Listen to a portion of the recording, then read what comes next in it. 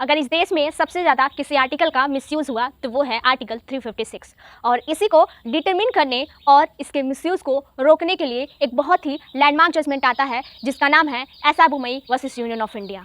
और इस केस में ना सिर्फ प्रेसिडेंशियल रूल के एक्शन को रोकने की कोशिश की गई बल्कि जुडिशियल रिव्यू की बात कहते हुए तो दरअसल एसआर बोमई जो कि कर्नाटक के चीफ मिनिस्टर थे और उस समय जनता दल पार्टी मेजॉरिटी में थी, तो गवर्नर ने प्रेसिडेंट को एक रिपोर्ट भेजा जिसमें गवर्नर ने ये बोला कि जनता दल पार्टी ने अपना कॉन्फिडेंस असेंबली में गंवा दिया है, इसी वजह से उनकी सरकार को गिरा देनी चाहिए।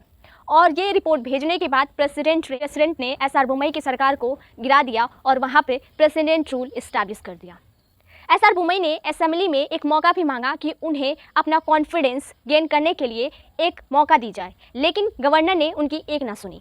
तो एसआर बोमई सुप्रीम कोर्ट का दरवाजा खटखटाते हुए ये बोलते हैं कि कर्नाटक में ज़बरदस्ती प्रेसिडेंट रूल लागू किया गया है और यहाँ पर कोई भी फेल ऑफ कॉन्स्टिट्यूशनल मशीनरी नहीं हुई थी।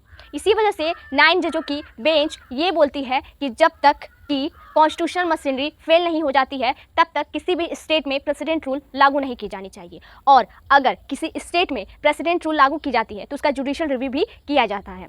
और इसी केस में स्टेट और सेंटर के बीच के रिलेशन को भी इस्टेब्लिश किया गया था और ये भी बोला गया था कि फेडरलिज्म को यहाँ पे मेंटेन किया जाना चाहिए। तो ये रहा हमारा एसआर बोमई केस। अगर आपको वीडियो अच्छी लगे do like subscribe and share it. Thank you so much.